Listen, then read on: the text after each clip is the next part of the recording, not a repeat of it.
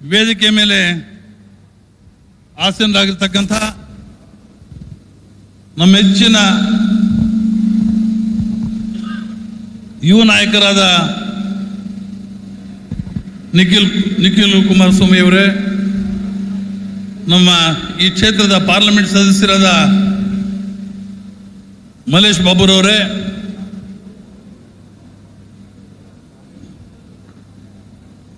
ಗೋವಿಂದರಾಜು ಅವರೇ, ವೇದಿಕೆ ಮೇಲೆ ಆಸೀನರಾಗಿರ್ತಕ್ಕಂಥ ಎಲ್ಲ ಗೌರವಾನ್ವಿತ ಮುಖಂಡರೇ, ಪಕ್ಷದ ಮುಖಂಡರೇ,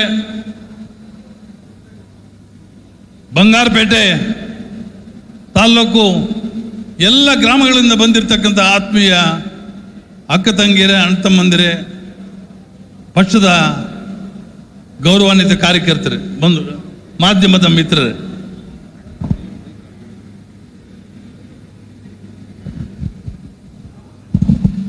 ಇವತ್ತು ಬಂಗಾರಪೇಟೆಯಲ್ಲಿ ನೀವೆಲ್ಲ ಕೂಡ ಅದೃಷ್ಟವಂತರು.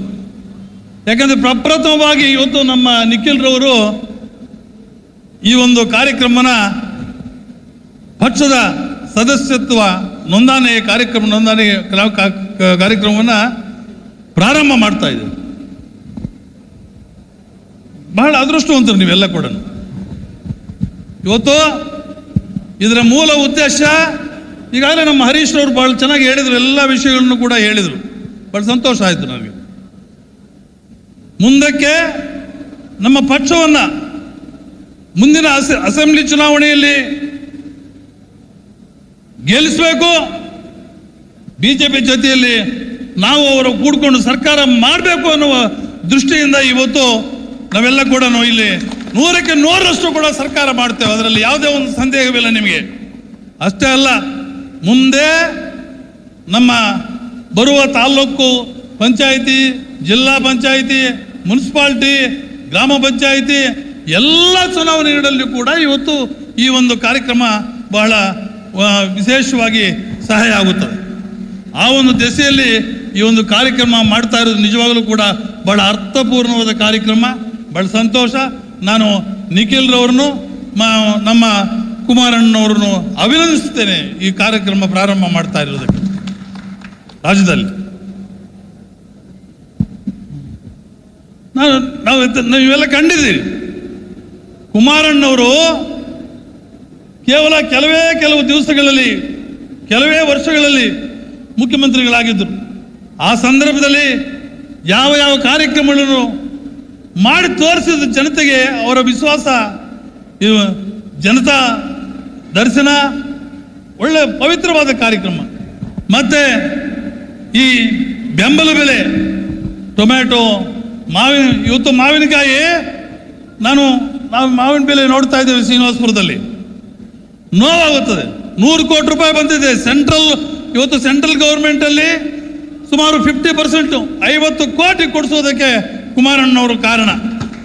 ಅವ್ರನ್ನ ಅಭಿನಂದಿಸ್ತೇನೆ ಈ ಸಂದರ್ಭದಲ್ಲಿ.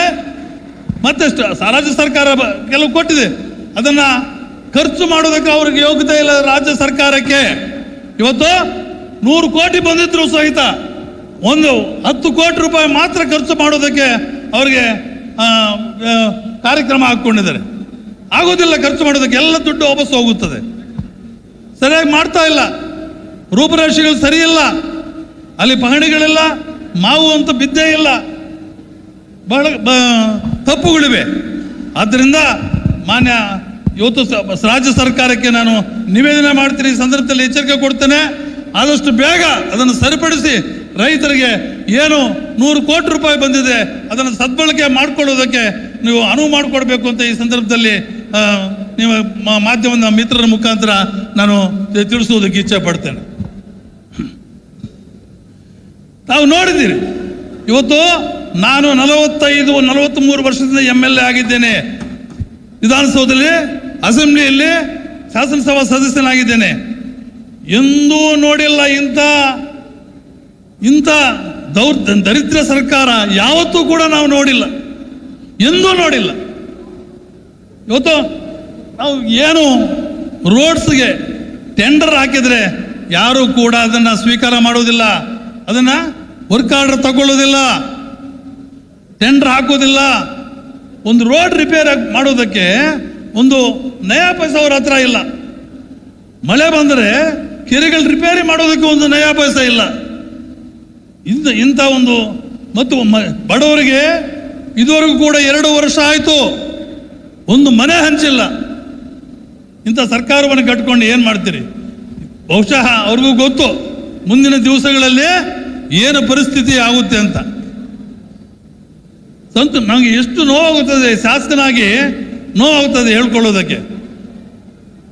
ಕಳೆದ 2 ವರ್ಷಗಳಿಂದ ಏನು ಅಭಿವೃದ್ಧಿ ಕಾರ್ಯಕ್ರಮಗಳು ಆಗಿಲ್ಲ, ಶೂನ್ಯ, 0. ಬಹುಶಃ ನಿಮಗೆಲ್ಲ ಗೊತ್ತಿದೆ, ಮಾಧ್ಯಮ ಮಿತ್ರರು ನಿಮಗೆಲ್ಲ ಗೊತ್ತಿದೆ, ಜನತೆಗೂ ಗೊತ್ತಿದೆ. ಆದ್ದರಿಂದ ಇವತ್ತು ಈ ಒಂದು ಸರ್ಕಾರ ಹೋಗಬೇಕು. ಮುಂದಿನ ದಿವಸಗಳಲ್ಲಿ ಕುಮಾರಣ್ಣ ನೇತೃತ್ವದಲ್ಲಿ ಒಳ್ಳೆಯ ಸರ್ಕಾರವನ್ನು, ಒಂದು ಸ್ಯಾಕ್ರಿಫೈಸ್, ಒಂದು ತ್ಯಾಗದ ಮನೋಭಾವ ಇರಬೇಕು. ರೈತರ ಬಗ್ಗೆ ಆಗಿ, ಮಹಿಳೆಯರ ಬಗ್ಗೆ ಆಗಿ, ಎಲ್ಲ ಬಡ ಜನತೆಯ ಬಗ್ಗೆ ಆಗಿ ಅವರು ಎಂಥ ಕಾರ್ಯಕ್ರಮಗಳನ್ನು ಹೇಳಿದ್ರು. ನಮ್ಮ ಹರೀಶ್ ಅವರು ಹೇಳ್ತಾ ಇದ್ರು, ಸಾರಾಯಿ ತೆಗೆದು ನಿಷೇಧ ಮಾಡಿದ್ರು. ಇವೆಲ್ಲ ಒಳ್ಳೆ ಕಾರ್ಯಕ್ರಮಗಳು, ಎಂಥ ಕಾರ್ಯಕ್ರಮಗಳನ್ನು ಮಾಡಿದ್ರು ಅವರು. ಇವತ್ತು ಸಾಲ ಮನ್ನಾ ರಾಷ್ಟ್ರದಲ್ಲಿ ಯಾವ ನಾಯಕನೂ ಮಾಡಿಲ್ಲ ಅಂತ ಒಂದು ದೊಡ್ಡ ಬೃಹತ್ ಕಾರ್ಯಕ್ರಮವನ್ನು ಇವತ್ತು ಕುಮಾರಸ್ವಾಮಿ ಅವರು ಮಾಡಿ ಗಂಡಸು ಅಂತ ಅನ್ಸ್ಕೊಂಡಿದ್ದಾರೆ. ಅಪ್ರಿಷಿಯೇಟ್ ಮಾಡಬೇಕು, ಅವ್ರನ್ನ ಅಭಿನಂದಿಸಬೇಕು. ಈ ಸಂದರ್ಭದಲ್ಲಿ ಒಳ್ಳೆ ದಿವಸಗಳು ಬರುತ್ತೆ, ಕಾಲಚಕ್ರ ಬದಲಾವಣೆ ಆಗುತ್ತದೆ, ಏನು ಮಾಡೋದಕ್ಕಾಗೋದಿಲ್ಲ. ಇವರು ಇವತ್ತು ಇಂಥ ಸಂದರ್ಭದಲ್ಲಿ ಬಹಳ ಸಂತೋಷ. ನಮ್ಮ ಕಾಲಾವಕಾಶ ಇಲ್ಲ ಇವತ್ತು, ಯಾಕಂದ್ರೆ ಕೋಲಾರಿನಲ್ಲಿ ನಮ್ಮ ಗೋವಿಂದರಾಜ್ ಗಲಾಟೆ ಮಾಡ್ತಾ ಇದ್ದಾರೆ, ಆವಾಗಲೇ ಹೋಗ್ಬೇಕು ಅಂತ ನಿಖಿಲ್ರವರು ಮಾತಾಡಬೇಕಾಗಿದೆ. ಆದ್ದರಿಂದ ದಯಮಾಡಿ ನೀವೆಲ್ಲರೂ ಕೂಡ ನಮ್ಮ ಪಕ್ಷವನ್ನು ಜಿಲ್ಲೆಯಲ್ಲಿ ಸಂಘಟನೆ ಮಾಡಬೇಕು. ವಿಶೇಷವಾಗಿ ಎಲ್ಲ ತಾಲೂಕುಗಳಲ್ಲಿ ಕೂಡ ಪಕ್ಷವನ್ನು ಸಂಘಟನೆ ಮಾಡಿದರೆ ಮುಂದಿನ ಚುನಾವಣೆಗಳಲ್ಲಿ ಪ್ರತಿಯೊಂದು ಚುನಾವಣೆಯಲ್ಲೂ ಕೂಡ ನಾವು ಗೆಲ್ಲುವುದರಲ್ಲಿ ಸಂದೇಹವಿಲ್ಲ ನಿಮಗೆ. ಆದ್ದರಿಂದ ತಮ್ಮನ್ನೆಲ್ಲ ಕೈ ಮುಗಿದು ಬೇಡಿಕೊಳ್ತೇನೆ. ಪಕ್ಷದ ಎಲ್ಲ ಮುಖಂಡರನ್ನು, ಕಾರ್ಯಕರ್ತರನ್ನು, ಎಲ್ಲ ಅಕ್ಕ ತಂಗಿಯರನ್ನ, ಅಣ್ಣ ತಮ್ಮದನ್ನು, ಎಲ್ಲರನ್ನೂ ಕೂಡ ಬಂಧುಗಳನ್ನ ಪ್ರಾರ್ಥನೆ ಮಾಡ್ಕೊಳ್ತೇನೆ. ತಾವೆಲ್ಲ ಕೂಡ ಪಕ್ಷವನ್ನು ಸಂಘಟನೆ ಮಾಡಬೇಕು.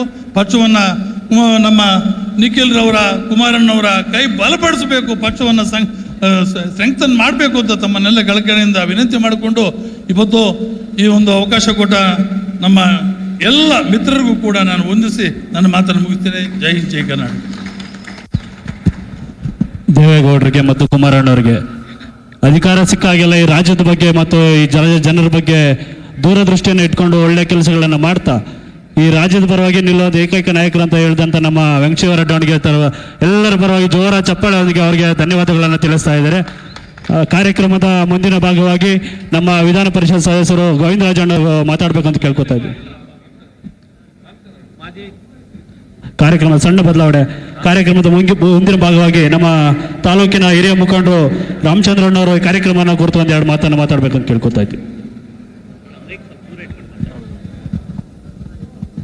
ಎಲ್ರಿಗೂ ನಮಸ್ಕಾರ. ಜನರೊಂದಿಗೆ ಜನತಾದಳ ಅಂತಕ್ಕಂಥ ಕಾರ್ಯಕ್ರಮವನ್ನು ಕೋಲಾರ ಜಿಲ್ಲೆಯಲ್ಲಿ ಪ್ರಪ್ರಥಮವಾಗಿ ಹಮ್ಮಿಕೊಂಡಿರ್ತಕ್ಕಂಥ